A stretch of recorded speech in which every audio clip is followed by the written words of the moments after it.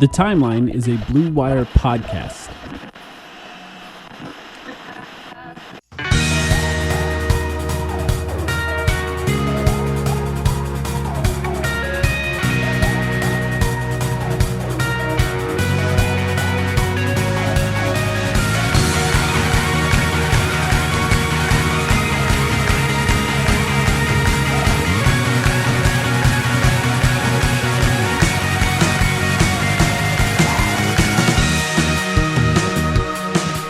Welcome to The Timeline, a Phoenix Suns podcast. My name is Mike, here with Sam.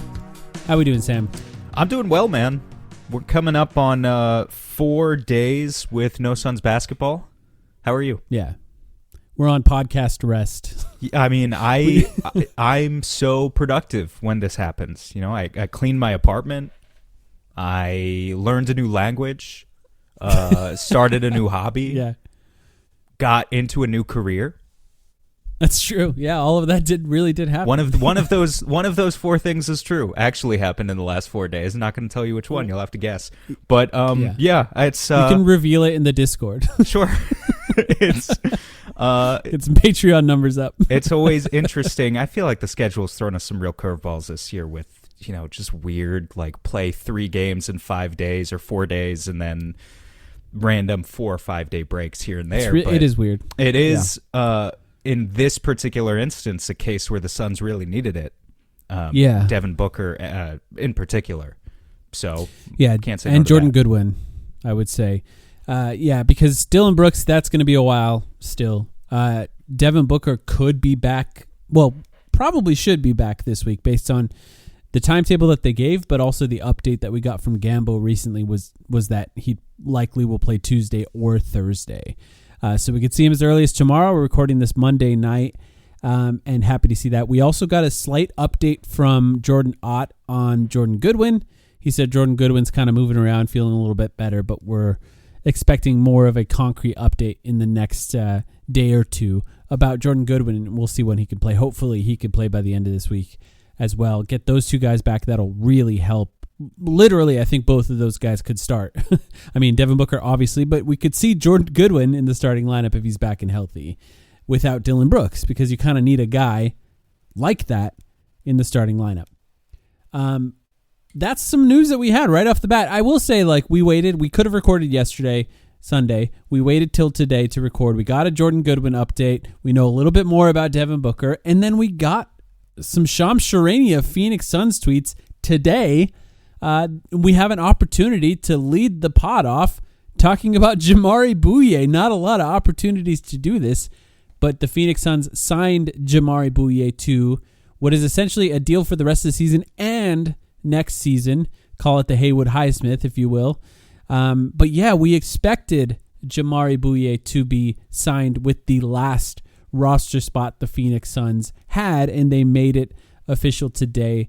A dude who started the season not on the Suns, not even on their G League team, found his way onto the roster, played well enough in his minutes in the NBA that he was then signed. I mean, as I'm sure there's some non-guaranteed money for next year. You know, I'm guessing it's not all guaranteed, but he's going to make some money this year and probably some money next year. Really happy for the story and for the guy, Jamaree Bouyea. Probably similar to Highsmith next year, right? We don't know all the details about exactly what percentage of this money for Bouyea is guaranteed or not guaranteed. But yeah, I imagine it's some sort of split.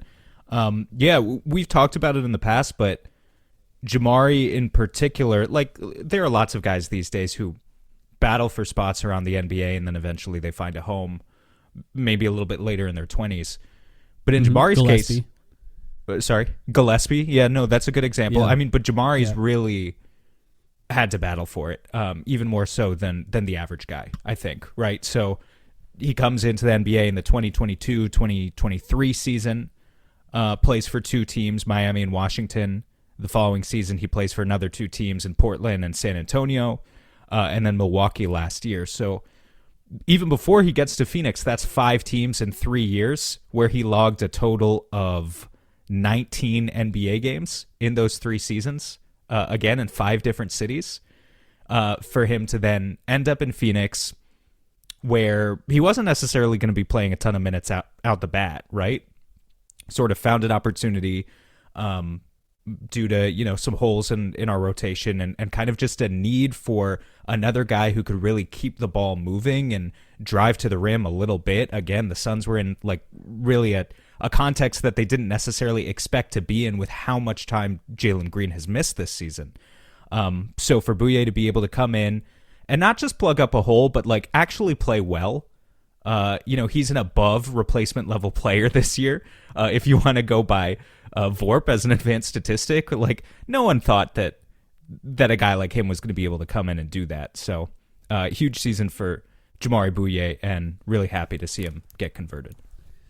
Low minutes, obviously, sometimes doesn't even play till garbage time, but is averaging 6 points and 2 assists in those minutes and has shot well. I think he fits what I think was great about him is he fits right into what they're trying to do defensively and offensively. He's not trying to do too much on either end of the floor. He's got long arms. He's got surprising burst when he gets to the rim. And the thing that I think was the most sort of surprising about him getting to the team is that shot clock winding down, you could give him the ball and he could create enough space to get a shot off. Whether or not that shot goes in a lot, regardless, he's capable of creating the space to get like a relatively good shot, which not very many guys on the Suns are capable of doing. The reason he's on the team right now, truthfully, it's because of the Jalen Green injury. Jalen Green being gone for so long is when they cut CJ Huntley, who we'll talk about in a second, from that third two-way spot and traded for Jamari Bouye in the G League team and then brought him up onto the roster pretty much immediately. We thought at the time, they're bringing Jamari Bouye to be a guard to help Rasheer Fleming and to help Kaman Malawach in the G League. It turns out they needed him to play right away. He played really well to start the season. Head injury, concussion, out for extended period of time, multiple weeks. 41% from three before the head injury. 14% from three since, by the way. So, this is something I mentioned before. He seems to be scared of shooting three-point shots, which it would be nice if he could get back to the 41% that he was shooting before that. Obviously, this team has struggled mightily offensively without Devin Booker, and him not even looking at the three-point line has been part of that.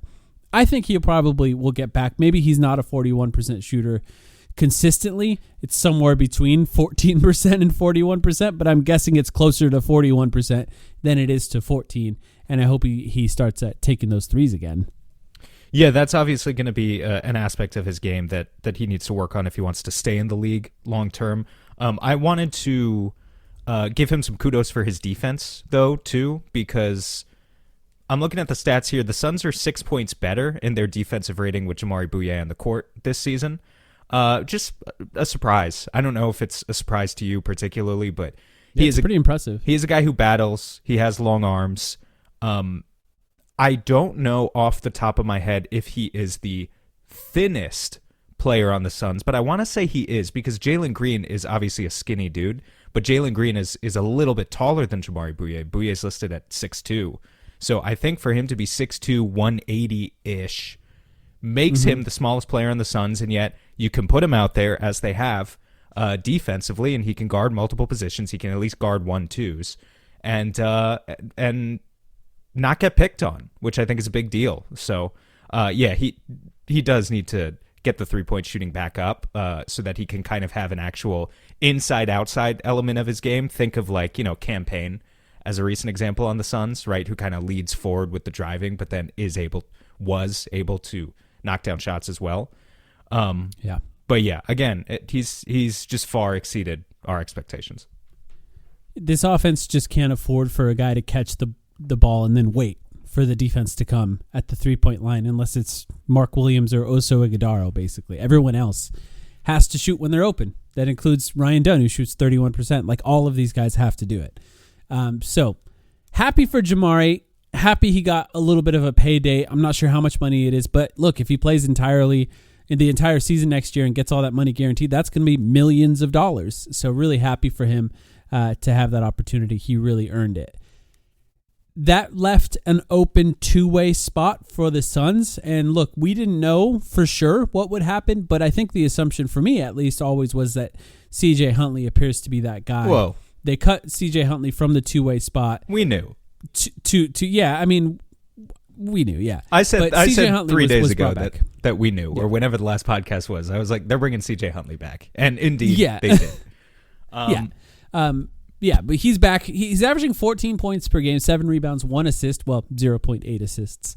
In the G League, he's playing 26 minutes in those games, shooting 65, 35, and 62. Technically is a big who shoots threes, but he only shoots like 1 per game. But is shooting 35% on that 1 3-pointer. I think he shoots like 2 a game. It's 1.3. I looked it up today. Really? Okay. Yeah. All right. Well, yeah, I mean, I still think the 35% is a big deal, 36%, especially the ability for CJ Huntley to hit above the break threes. Now, look, this is a two-way contract. We're winding down on the season here. We know two-way contracts are specifically not eligible for the playoffs, so how many minutes is CJ Huntley going to see from here to the rest of the season?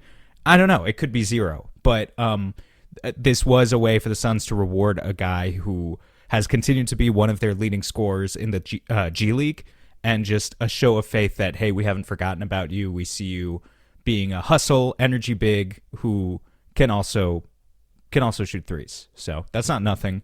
I don't know if CJ is going to play or not, but like in theory, he has the perfect body type and some of the skill that would really fill a need on the Suns roster. Yeah, I think when I saw the open roster spot for the Suns, I thought to myself, shouldn't they get a big there, because they're really relying on Mark Williams to remain healthy here. And then beyond that, you have Kaman Malawach, who we can talk about him and what he did in the G League recently, and even in a couple of NBA games that he's played. They don't seem to have a lot of faith in him. So, having another big that could potentially play, I'm not saying they're going to have more faith in CJ Huntley than Kaman Malawach, but he is older and maybe is a little bit more experienced, and maybe they would rely on him more. With Jordan Ott, you never know. Like, he wants the guys who follow the game plan really, really well. And, that means Isaiah Livers over Ryan Dunn sometimes. So you really never know who's going to be chosen in the lineup. But I'm happy for CJ Huntley too. And, I hope he gets some time. I'd like to see him in some NBA games at some point. Hopefully not for any injury reasons. Hopefully because the Suns are up by enough points that they could put a guy like him in. But we'll see if he ends up even traveling with the team. It's possible he's just playing at the G League in Tempe. There's a lot of stuff that we have on the docket to talk about. No big, huge topics, but I think I got to go with a Jalen Green conversation here next. Is that cool? Yeah. Yeah, that's cool. We couldn't avoid it forever on the main feed. I think we talked about him on the Patreon episode a few days ago. Not in great detail, but yeah, we couldn't avoid this for much longer because it's top of mind for probably most of the fan base. Just whenever Jalen Green has played so far, it has looked bad.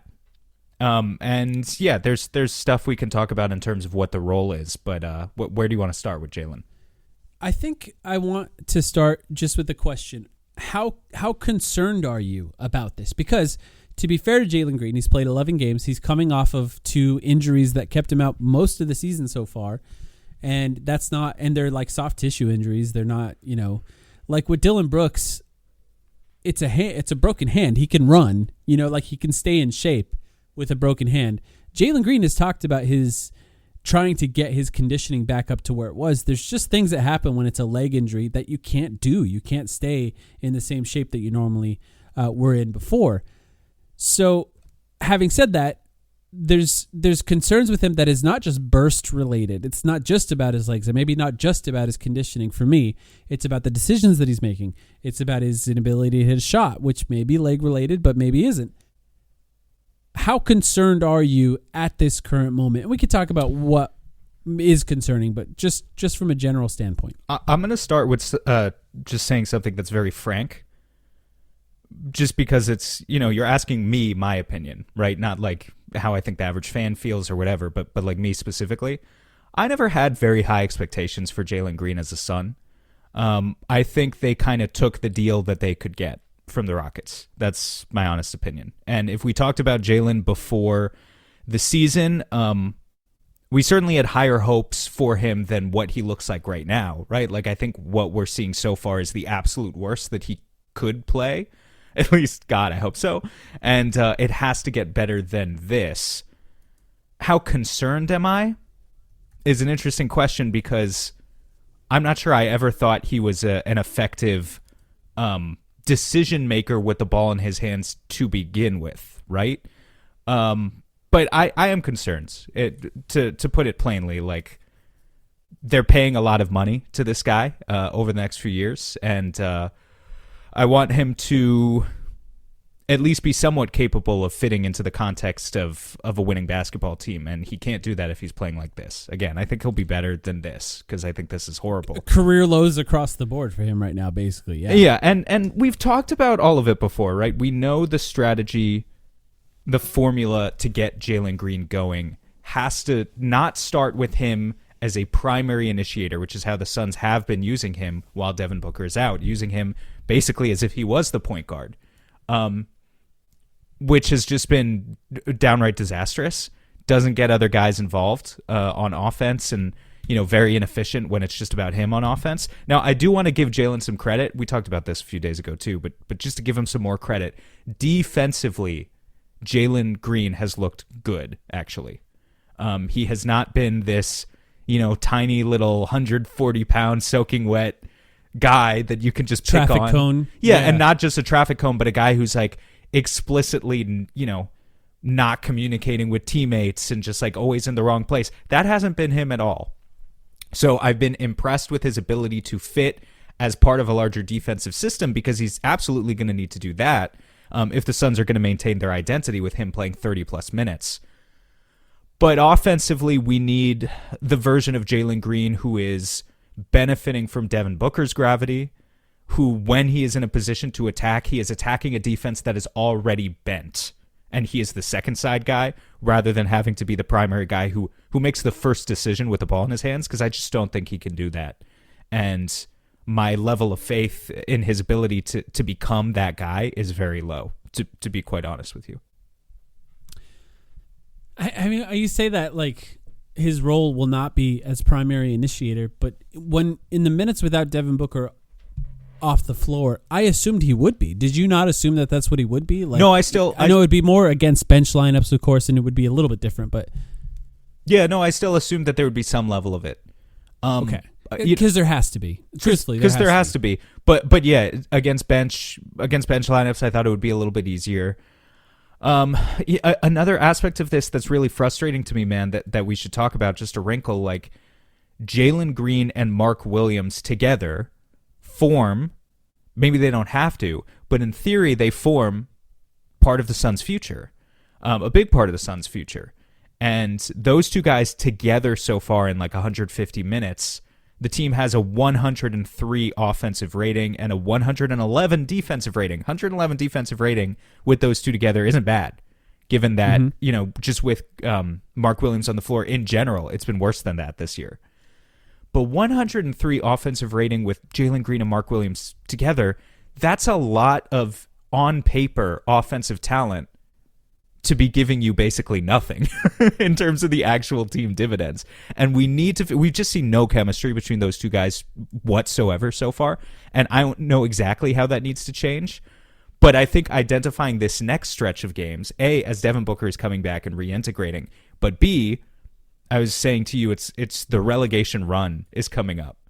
These next 6 games for the Suns are a couple of exceptions here, but playing some really bad teams, okay? Teams where you don't necessarily learn anything from if you just win the game or not, but you're trying to like blow teams out, or you're trying to get young guys on the floor, get some garbage time. You're trying to find other ways to learn about yourself. This would be a good stretch of games when you're playing teams like Indiana. You're playing teams like who else are they playing? Indiana, New Orleans, who have actually been decent recently. Chicago, Sacramento. These are some of the teams that the Suns are about to play. If you can't get chemistry going pretty soon between Jalen Green and Mark Williams against those teams, I don't know if you can do it against anyone. 103 offensive rating when Jalen Green's been on the floor in general, by the way. It's just been really, really bad. It's not even just with Mark Williams. It is at its worst with Mark Williams. Don't get me wrong. I think Oso Ighodaro is a floor raiser for most of the guys he plays with, so it's not a surprise.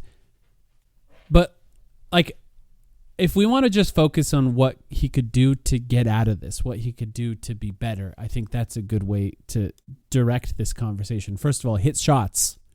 36% from the field. 27.8% from three. That's what he's shooting right now, only scoring 12.9 points per game. Low minutes compared to what he's done in his career, right? Because the Suns have been trying to work his way back from injury, but he's also shooting 45% at the rim. Now, the way I discuss this on the Patreon pod is it's worse than Nigel Hayes-Davis. It's the worst on the Suns. He's not shooting well at the rim, and that's a big thing for him. But why? What's the context around that I think is important? He's taking a lot of difficult shots. He's forcing up a lot of shots at the rim. Those shots at the rim, maybe they are better when he's fully healthy and can get up a little bit higher on his jump, on his burst. It could be that. Now, I haven't watched enough of him to say that I'm fully confident in that. Now, of course, I've watched a lot of him from his time in Houston, but you really got to understand it through the context of watching him on a day-to-day basis to really understand what his athleticism helps with. Because he still got it on his first step. We talked about it. He still has a lightning quick first step, and it could get even faster, I think. Making shots is easy to say, but like taking the better shots would be helpful for that. Occasionally getting off-ball shots will help. When Devin Booker's on the floor, that'll help a lot. But often when he's the one initiating the offense, the Suns will, it really actually has stood out to me to watch the difference between when the offense is flowing around Grayson Allen and when it's flowing around Jalen Green lately. And this is partially because Grayson Allen kind of plays bully ball on his drives, which is different. Like Jalen Green can't do that. He's not as wide. He's not as thick. He's not as beefy as Grayson Allen to do those kinds of things. But the Suns will play for the switch, and they'll get the right whatever matchup they think they want on Jalen Green, and then he'll back up, and he'll try to cook. And the Suns, outside of Devin Booker and occasionally Dillon Brooks, don't really play like that. And if they do, it's because the possession has wound down to a place where they have to do that. And I think with Jalen Green, there needs to be some level of trust in what the offense can do that is not him isolating against worse defenders. There will be times where he needs to do that, and the Suns will need him to do that. But getting one step under the free throw line in a drive where the defense starts to crowd around him, and then getting off the ball quickly because he can trust the offense and he's drawing an extra defender, that's all he needs to do sometimes. Let the machine churn from there. Let other guys drive and kick, and then eventually the ball could get back to him. But use his first step to start the rotations, and then let that ball move a little bit more will be really helpful for him. Instead of getting the switch, backing up, slowing everything down, everyone stands still and waits for him to ISO. That's not this offense. That's not what's worked for this team so far this year. Occasionally, yes, 8 seconds left on the shot clock, cook. Do your thing. It's going to be the best shot we can get probably, rather than trying to force something. But, 15, 16 seconds left on the shot clock. Get 1 or 2 steps beyond the three-point line on a drive. Let the defense be drawn to you. Make the easy read from there, and then see what you can do from there. That's what I think needs to happen. Look, if he starts to make more easy shots, if he starts to get his burst at the rim a little bit better, and if he starts to trust the offense a little bit more around him, I think he can do a lot better than what he's doing so far. What do you think? Yeah, in theory, what you're saying makes sense. I guess the way I would phrase a question back to you is, what do you think is more likely to happen? Because what you're talking about is kind of still envisioning Jalen as an initiator, right? Like he's still initiating with the ball in his hands, and he's just a little bit quicker to get off the ball after the initial drive, right? Correct me if that's not what you were saying, but it's yes. like he's still initiating. Yes. I'm more thinking about what the offense needs to do with. It's easy to envision how the offense could look good with Devin Booker on the floor. Yeah. Right? I'm thinking about how do we maximize him without him on the floor. So I think you're right to think about that, because I'm sure the coaching staff is thinking about that. I wonder if they would just be still more effective with, forget about Devin Booker for a second. There's still going to be a lot of minutes. Like, if this team is ever fully healthy, Booker will play a lot of minutes with Grayson Allen or whatever. Jalen Green's still going to be playing a lot of minutes. Even if Devin Booker's not on the floor, Colin Gillespie might be there. And I'm wondering to myself, do I even want Jalen in a decision-making role at the start of a shot clock if I can get Colin Gillespie on the ball first, have him work around a screen? Now the defense is stepping up because of Gillespie's shooting gravity. And then, once the defense steps up, you've got that slight rotation. Gillespie can rotate to Jalen Green on the wing, and that's where he's attacking from, right? Like, do I even want him in that initiating role? Even if Booker is on the floor, do they still have better options to be the guy who starts with the ball, and Jalen needs to learn better how to play off those guys? I don't know the answer. I mean, I know you can't put the guy, he makes, $30 million a year or whatever. It's not reasonable to put him off ball all the time. I've just been so, what's the opposite of impressed? Distressed watching him with the ball in his hands so far that I don't know. It's hard for me to imagine. It's hard for me to imagine him, in terms of like just suddenly becoming a guy who would rather pass out of a drive than take the shot. I don't know that that's very likely to happen 5 years into a guy's career. If you care about coffee and how it's made, check out Alchemy Roast. They roast in small batches and source their beans responsibly, focusing on flavor instead of mass production. The result is coffee that's balanced, well-developed, and easy to drink, whether you brew at home every day or just want something better than grocery store coffee. You can order online at alchemyroaster.com, and if you use the promo code TIMELINE at checkout, you'll get 10% off your order.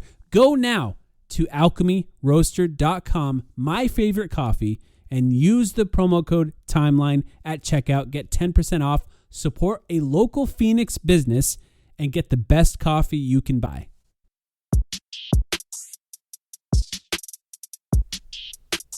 Okay, so I recognize I'm being pretty pessimistic on this one. That's okay. We just got a tweet from Dwayne Rankin just mentioning it.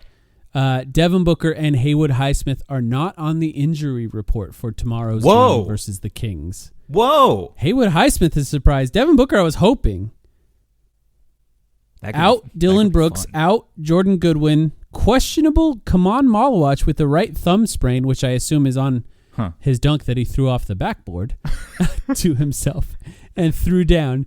And yeah. So, yes, we're going to potentially see Devin Booker and Haywood Highsmith playing for the Suns. That would be really helpful to have somebody like Highsmith. And I know he's probably not going to be himself for a while because he's coming back from a pretty severe injury. But somebody like Highsmith can do some of the things that Dylan Brooks and Jordan Goodwin could do defensively for the Suns and get another guy out there. Look, will he help the offense? No. Well, maybe a little bit. He can shoot threes. But Devin Booker will be the guy to help the offense there. So happy to see that. Hoping those guys play tomorrow. The Kings against Sacramento are the worst net rating in the NBA at this point. They've lost 18 of their last 20, I think. And that's obviously a game that you have to win if you're the Suns. Even if Devin Booker weren't playing, these are games that are upcoming now that you just have to win, and you're trying to learn some other things about your team on the way. It's interesting about Haywood Highsmith because on the one hand, I'm happy if we can see some Haywood Highsmith. I also feel like we were really at a moment where we were peaking with the Rasheer Fleming momentum, and I hope that doesn't totally go away against some of these young teams because that's a player who needs some additional confidence, and I feel like he could get it against teams like this. Yes. Let's talk more about him too, but just continue a little bit on Jalen Green, just to wrap this conversation up a little bit. Although I agree with you that changing him dramatically as a player will be difficult, I will say my thought process around what Jalen Green is capable of and how he could fit on the Suns did change when I saw some of the stuff that Jordan Ott was doing with this team. So I do think there's an element of Jalen Green, though, where when I talk about him improving this season, he averaged 21 points, 4 rebounds and 3.4 assists, basically 3.5 assists for the last 3 seasons. He's averaging 13 points right now, 2 assists, and less minutes, and shooting much 36% from the field. Yeah, there's no way it can be this bad for much longer, one would think. I do think there's a world where, maybe he does shoot 43%, maybe a little bit better than he has throughout his career, but still averages 21 points for this Suns team, where he's actually still better than he was last year, even though the stats look relatively similar. We've seen that with players before. In fact, Devin Booker's doing it this year, where his stats this year from last year, in some ways, might look worse.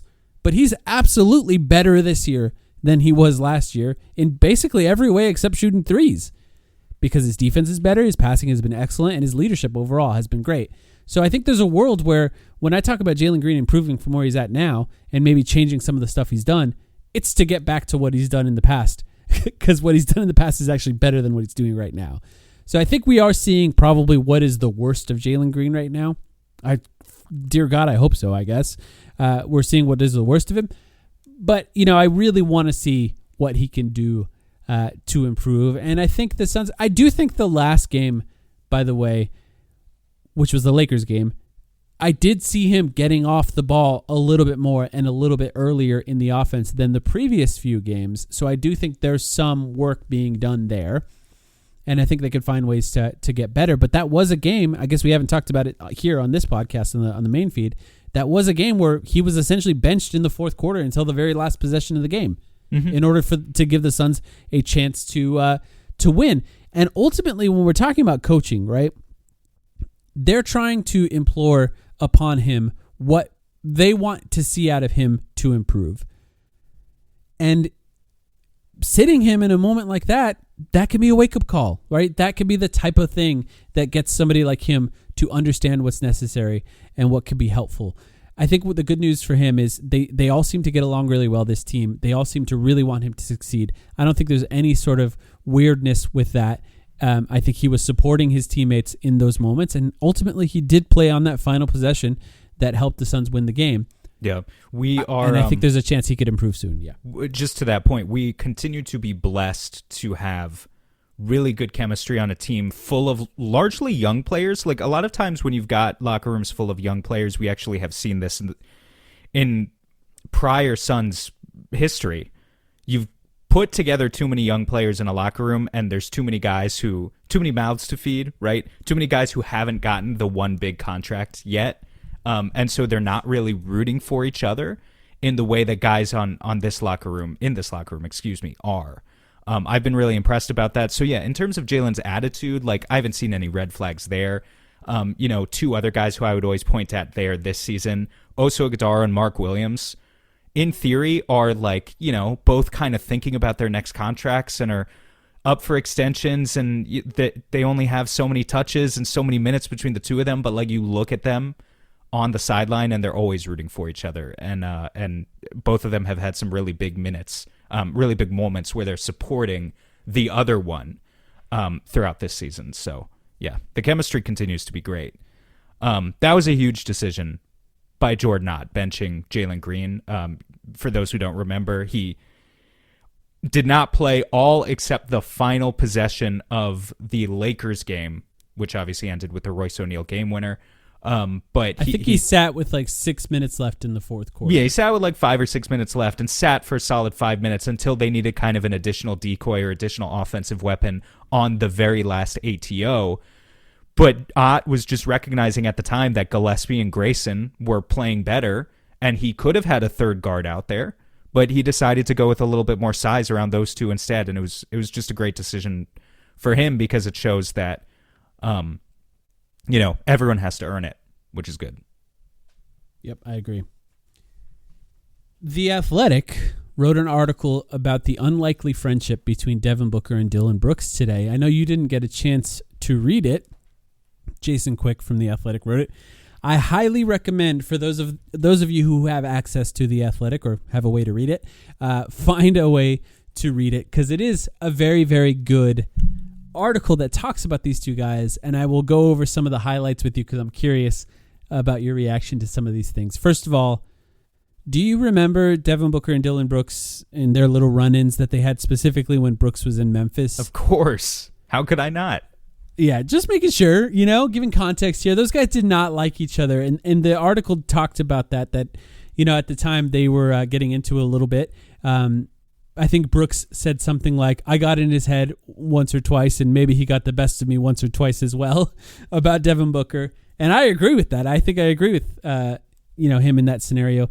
We've seen Devin Booker and Dillon Brooks get into it in the past. And I do think that Devin Booker said that he did not see Dillon Brooks come up as an option for the Houston Rockets in a trade for Kevin Durant. He never saw his name, so he was surprised when that happened, which, by the way, confirming that Devin Booker does not listen to our podcast, because I said on the podcast the Suns are targeting Dillon Brooks as someone they want to trade for on this team. And yeah, we saw it happen. And the entire season, for people who are trying to write a story to explain this season, I think is going to start with the story of Devin Booker inviting the entire team to his Flagstaff home. Because we've heard about that moment before the season multiple times now. And this article does a lot to tell the story around that. Do you remember that happening? Like, is that something you remember being talked about? Mm-hmm. Yep. It's really kind of cool because this article, I think if it does anything, it shows what type of leader that Devin Booker is. Because the first thing he did when he talked to Dillon Brooks is invite him to go work out with him in what he does, Devin Booker's routine in the offseason, which was in Michigan. Dillon Brooks was unable to do that, so Devin Booker invited the entire team up to Flagstaff. During that time in Flagstaff, some of the team was staying at Devin Booker's house, including Dillon Brooks staying with Devin Booker at his house. The rest of the team apparently stayed at 4-person villas, like at a resort nearby where 4 people were in each room. And it really kind of reminds me of how before the Chris Paul season, the Suns were locked in the bubble, and how close they got in the bubble in that time where they were essentially living together as well, and just how that brought a camaraderie to the team that carried over to the next season. And this is something that happened with Devin Booker in that Flagstaff time. But Devin Booker said when he first got the news that Brooks was going to be on the team, he said he usually does this is a quote from Devin Booker, "I usually do a background dig, just to see how they grew up, who was around, who inspired them, the stuff that really matters. During the course of the season, a lot of people don't realize the moving parts around you, and you can tell a lot about the people that are around you." So Devin Booker literally says he does like a background check on guys that are coming to the Suns. And who is he using for the background check? Is he just like the internet or like his agents? I don't know. Are they they probably... I bet his agents could like sleuth for him. They probably have like some level of like they've been around the same circles, so we can just start texting people and be like, what is Brooks really like? Yeah. And try and figure out what they actually... Yeah, Book... Maybe former teammates and stuff, too. I mean, Book's been, Team USA, obviously, so I feel like that probably gives him so many connections. Between the Kentucky guys and the Team USA stuff, like, he knows everyone around the league. If he needs to know info about a guy, there's very few layers of separation anymore where guys around the league would not have played with someone who's played with Devin Booker or knows Devin Booker. Right. Or like college, or even going all the way back to like AAU and stuff like that. There's probably guys that overlap in all those times. There's also a significant portion of the story that talks about the trip they made to China in preseason. Remember, they played two games in China versus the Brooklyn Nets, I believe. Right? Yeah, I think that's who it was. Mm-hmm. And they talked about being in Macau and playing blackjack at a casino all night. It sounds like Devin Booker and Dillon Brooks were there. And one of the things that it said was Devin Booker was just asking questions to Dillon Brooks. And 2 of the questions were, who are your mentors and what inspires your dreams? I love that. But, this is part of the background dig that Devin Booker was saying that he does. And, asking who are your mentors, I love that. Because it implies you have mentors, tell me who they are. It's not a question of do you have a mentor, it's who your mentors are. Is Devin Booker's next career post-basketball on a hiring committee of some sort? Maybe. I mean, that's kind of what he's doing here, right? That's what I'm saying. It sounds like the questions you're getting from interview someone questions, in HR. Yeah, interview questions for sure. He went on LinkedIn and he searched interview questions, and he's imagine if somebody asked you who... Actually, Sam, Dillon Brooks, how do you use AI to be more efficient in your everyday workflows? Sam, who and what inspires your dreams? You do every day. The members of the Timeline Discord, they keep me. They're nightmares. they're in both my dreams and nightmares. I will say there was also a conversation. Now I'm just recapping the article, but hey, some people don't have The Athletic. There's also a portion of them talking about the idea of Dillon Brooks being trusted to shoot more. And the thing that really stood out there was Devin Booker saying what made him want to trust him is seeing just how hard Dylan Brooks works in a workout, just that he's constantly working his ass off. And that is really the story around Dylan Brooks, you know. Did that worry you? You sound a little concerned there. What about? No. I just agree with it. Like, obviously, I haven't seen Dylan Brooks work out, but I thought maybe there's a little bit of a KD wrinkle in there that reminded you of him, because that is what they say about Kevin Durant too, who's a great scorer. Don't get me wrong. What? How hard he works out? Yeah. I mean, yeah, no, I'm sure KD works very hard, but so does Dylan Brooks, and I think Dylan Brooks probably does so in a way that. You're an asshole for this, by the way, because you did not have to insert Kevin Durant into that conversation. Now you're forcing me to compare the two, and that was not my intention. But if I must, I feel expert like podcasting. Yeah, really, Dylan Brooks, the true inside baseball of it all.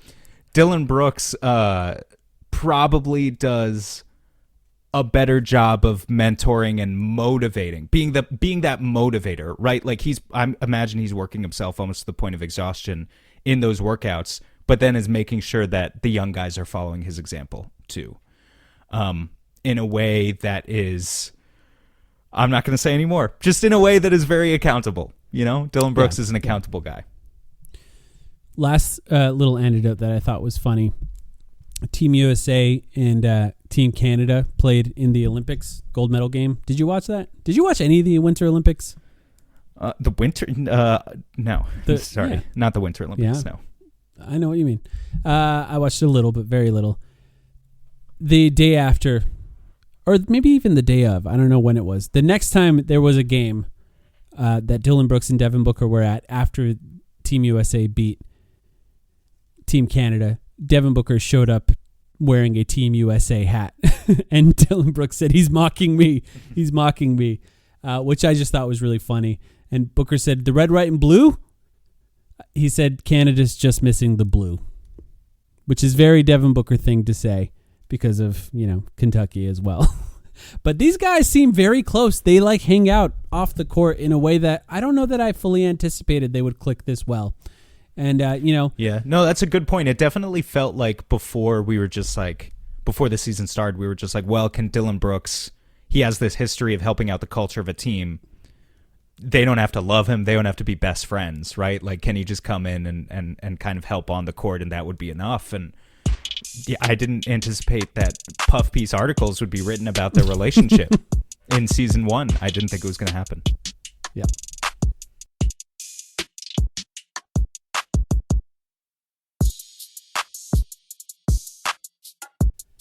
All right, let's change the subject here. Let's talk about the young guys.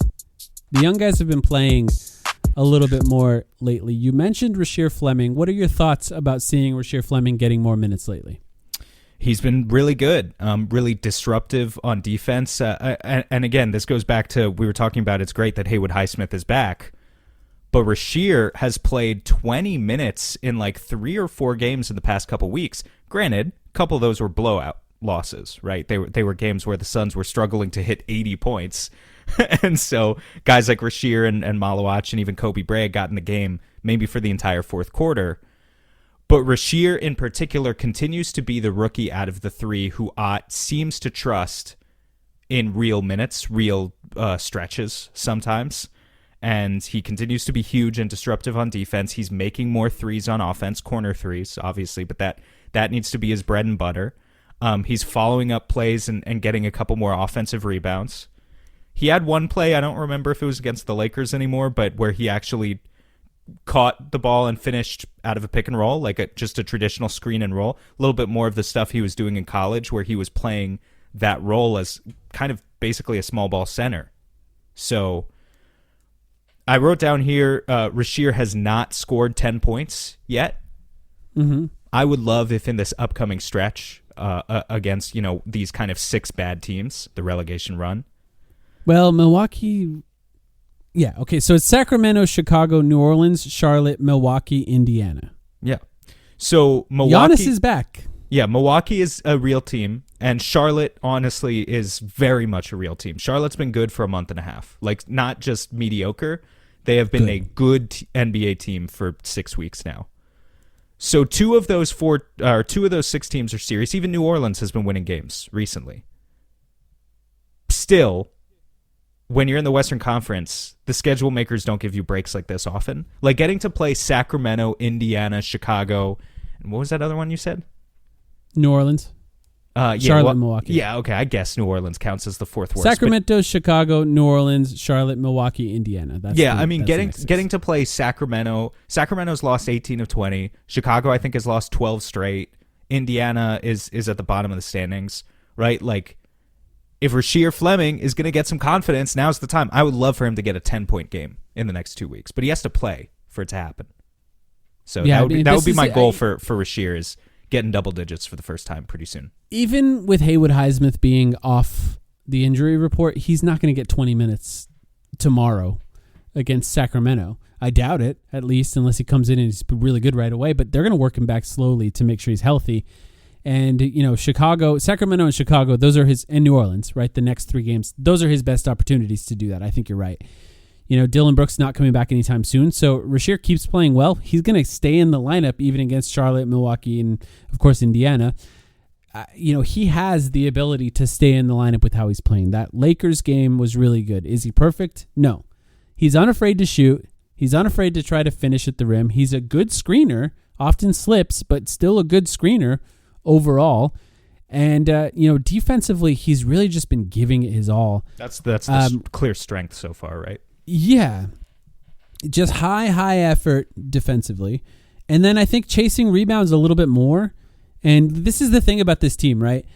If you're not going to be Dylan Brooks, Devin Booker, Jalen Green, you just have to give really high effort defensively, shoot threes when you're open, and chase offensive rebounds, and you'll get time on the floor. Yeah, you have to be good at that, ideally, to get a lot of time, like Jordan Goodwin. But, if you're Ryan Dunn, if you're Isaiah Livers, if you're Rasheer Fleming, these are guys that just have to do those things, and Rasheer has been putting an effort into doing those things lately. And look, it's been fun. It's been fun to see a young guy do well. And, that's what you want to see when guys are injured. You want to see the young guys get time and play well. If we're being totally honest, because we're going to talk about the other guy in a minute, it's maybe the biggest show of faith in Rasheer thus far in his rookie season, that the other day the Suns sent Kaman Malawach down to play a G League game and not Rasheer. Yeah. And seriously, and that was, I think, someone pointed out in the Discord, maybe it was Kai, who's kind of our G League expert. I think it was the second time they've done that this season.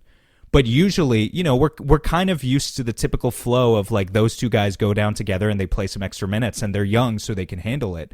The fact that the Suns didn't even think that Rasheer had to do that this time, I think is a big deal, and really shows a level of faith that they have in him and his ability to play right now that they do not yet have in Kaman Malawach for whatever reason. Right. Kaman's had good games in the G League lately, though. Oh, yeah. I think that's we need to talk about him, too, for sure.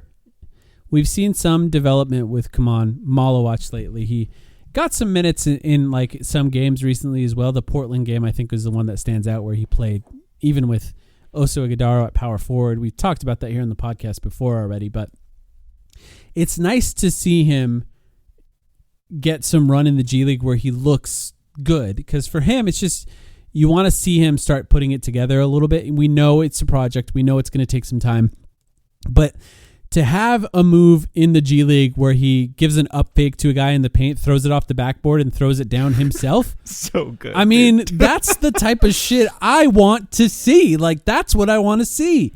And he did that. It looked like Embiid. He looked like Joel Embiid. Yeah. That's fun. He's had some really fun stat lines in the G League lately. And if you look at the overall, it kind of surprises me. Malawach has played 11 games for the Valley Suns now this year. Which is a lot. Is that more than the amount of games he's played for the Suns? First of all, probably not. Probably around the same. I'll check right now as you talk. He's probably played more for the Suns just because of he's played 26 games for the Suns. That's actually more than I would have expected. It's always just like a few minutes though. Like it barely counts in most of them. His stat lines continue to get better and better for the Valley team. 16 points on the season, 16 points, 12 rebounds, 2.6 blocks in just a tad under 30 minutes per game. He's really, really hitting the glass hard, averaging 4 offensive rebounds in under 30 minutes a game in the G League. And recently these games, like I think the game he just had, I think he had 8 offensive rebounds. So it's it's really hard, like the jump in talent between the G League and the NBA as you're trying to analyze a guy who kind of is so clearly maybe too good for one level and not quite there yet for the next, right? Kaman is in that weird spot. But he's good enough to play on a bad team.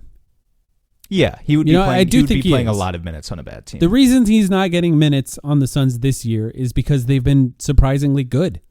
And they can't afford to give the development time to someone like him, which they're still spending time developing him. That's the importance of owning a G League team. But he would be getting minutes if the Suns were terrible. Honestly, it goes back to what you told me at the very beginning of the season when I was like, why isn't Malawach playing? And it's like the Suns, this iteration of the Suns values the possession battle so heavily. They have to scrap for every loose ball, every offensive rebound. And part of that is they know that if they're not limiting their turnovers on their end, then nothing they do, like the whole advantage is moot, right? So they can't have Malawach out there committing 4 turnovers in 16 minutes a game. They just can't. And it just sinks them, yeah. And yeah, it would sink them. They can't give up that many transition points. And we've seen when he gets the ball in very limited minutes at the NBA level, like, yeah, he's going to be turnover prone early in his career. Even if he plays real minutes next year, he's going to be turnover prone.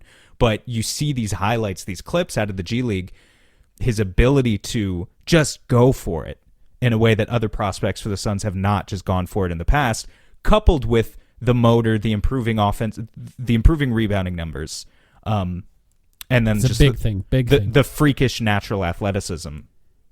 I still believe. The scoring's been fun. The shooting's gotten better. He's a project. Too. We all know he's a project, but I think we're getting somewhere. I mean, it's the big man stuff that I want to see get better. The screening, it'd be really helpful if he really learns how to screen really well, which I think is possible. Like playing with NBA level athletes, screening is different. But if we can see the screening improve, the rebounding improve, then that's just the type of stuff that if you do that really well, even if the other stuff takes time, you'll get time on the floor. Because if you can screen well and you get the ball when it's up on the rim, you can play. Like that's what you need to do as a center. Those are the base expectations. Everything else you can build off of. I'm excited to see him play a little bit more.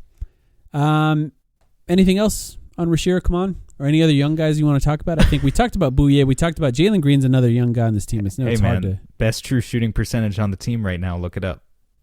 Who do you think it is? No, who is it? I actually don't know. I took a shot there. Yep, I'm right. It's Kobe Brea, baby. How dare you? 81%. Isn't it funny that Kobe Brea can't miss a 3 in an NBA game, but he can't make a 3 in a G League game? For some reason, his G League stats are actually pretty bad. Yeah, his percentage at the G League level actually is kind of bad, but I think he's taking a lot of tough shots. Like, I don't know, whatever. He's missing the easy ones too. He's shooting 4 for 7 from deep in the NBA, and that stroke looks pure. I wouldn't mind seeing some more 31% in the G League. I looked it up. Okay. It's weird that he's shooting that poorly. He's shooting like 10 a game though. He's really he's more of like I'll give him credit. He's more of a when the lights are at their brightest kind of guy. You can tell. That's right. He knows that he's in Tempe, and he goes, "This isn't Phoenix." Yeah, he said the lights aren't Phoenix.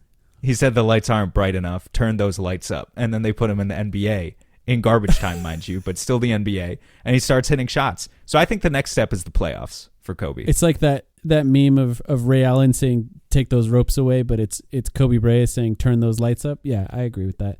100%. Can we? I got one more thing. Matt, I wanted to talk about this because we haven't had a chance to record. Oh yeah, I know what you're gonna say. Matt Ishbia went on to ESPN and said he's willing to, and I don't know if this is allowed, by the way. I said we'll find out. He's willing to offer the winner of the dunk contest and the winner of the 3-point contest in Phoenix at the All-Star game in Phoenix next year $1 million. This rules, right?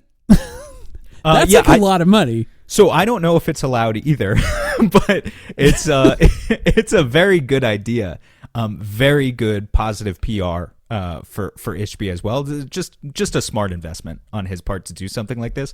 But also you can tell it comes from a sincere place of being a basketball fan, being concerned with where with where All-Star Saturday night kind of is, and wanting to host a good party in Phoenix, essentially, right? It's not a smart investment though.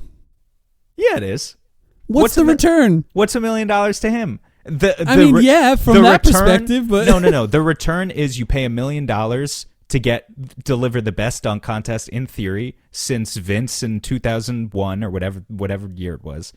I don't know, maybe the best since Aaron Gordon and Zach LaVine, if you wanted to throw them a bone 10 years ago.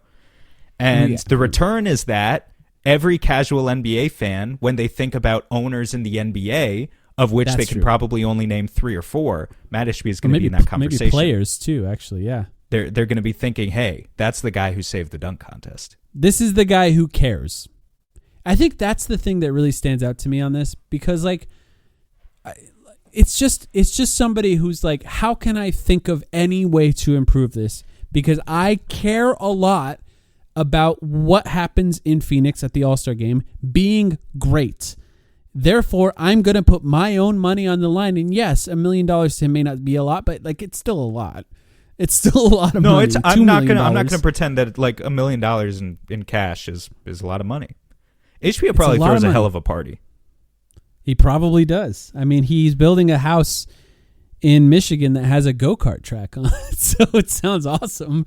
But yeah, Matt Ishbia putting $1 million. I really think that's awesome, and I really appreciate. This is a kind of like he's very good at the kind of press like this. You know, we know about the $2 stuff, and they're adding more stuff this year. The Crunk Juice will be on the menu soon. That's reported by someone on this podcast. And what flavor of the Crunk Juice, though? Is that the tropical fruit punch or punch? Yeah, or the lemon lime? Maybe. I think maybe just put both. I'm partial to the blue Crunk Juice myself. Yeah, yeah, I prefer the blue. The flavor is blue. Yeah. But the fact that he cares this much to put his money on the line, and the fact that it's like bringing that kind of good press to Phoenix, I just appreciate it. That's all. Who would be the guys that you would want in the dunk contest? Because LeBron doesn't need $1 million. Oh, Anthony Edwards. Yeah, he doesn't need it either, right? Yeah, so that's Stephon the issue. Castle? You think these guys wouldn't do... See, I want stars. If we're going to put up $1 million, I want stars. You think we can't get stars? Well, Castle's going to be a star. I guess. He could be a star next year because of what happens in the playoffs this year. Yeah, you get the stars on their way up, man. That's how the dunk contest has always worked. Right, but traditionally you get the stars on their way up without having to offer them any money. I think my idea was if you offer them money, then maybe you'd get the real stars. Maybe. I mean, Ant is the guy. That would be the best. I think you're right about that. He would probably be the best. Unfortunately, the Suns just, because it happens so often that the hosting city kind of gets their representatives in the events, and the Suns don't really have Jalen Green. Oh yeah, they do have Jalen Green. Yeah, he would be the guy for sure. Yeah, if he'd want to do it. We haven't seen it this season because he's coming back from injury, but that dude's got the legs, man. He can definitely get up there and dunk it. I'm excited to see what else he does. Now I'm like, what else is going to happen? Now he's like setting the bar high enough that I'm like curious about what else is going to happen. And will we be allowed in the building? That's the other question. We might be in the celebrity game, bro. You never know. It's tough to play with a bag on my head. Might play better, actually. I think actually what we should do is people in the Suns content creation sphere should come together and broadcast our own version of like our alternate stream of the celebrity game that you can find on Twitch of us all playing a celebrity game. The local celebrity game. Yeah, and then we'll all tweet out #boycott the celebrity game. Watch our alternate stream instead. Yeah. We'll get it on, I don't know, what was that network that the other Super Bowl? Yeah, I don't actually know. Neither do I. All right, well, that's it. You got anything else before we go? Jimmy Eat World will be performing on our stream. Hell yeah, we might be able to get them to play. I play in the game. I mean, I don't have anything else other than that. Let's enjoy these games coming up against some weird teams again. Look out for the Charlotte Hornets. Okay, I think that one's like a week away. That team's been pretty good lately, and that's going to be an interesting game. But yeah, hopefully we get some wins. Yep. All right. Thanks, everyone, for listening. If you'd like to hear an extra podcast this week and every week, patreon.com/thetimeline. Only $6 a month for an extra podcast every week. You can also join our Discord for as low as $3 a month. We appreciate you all, and we'll be back very soon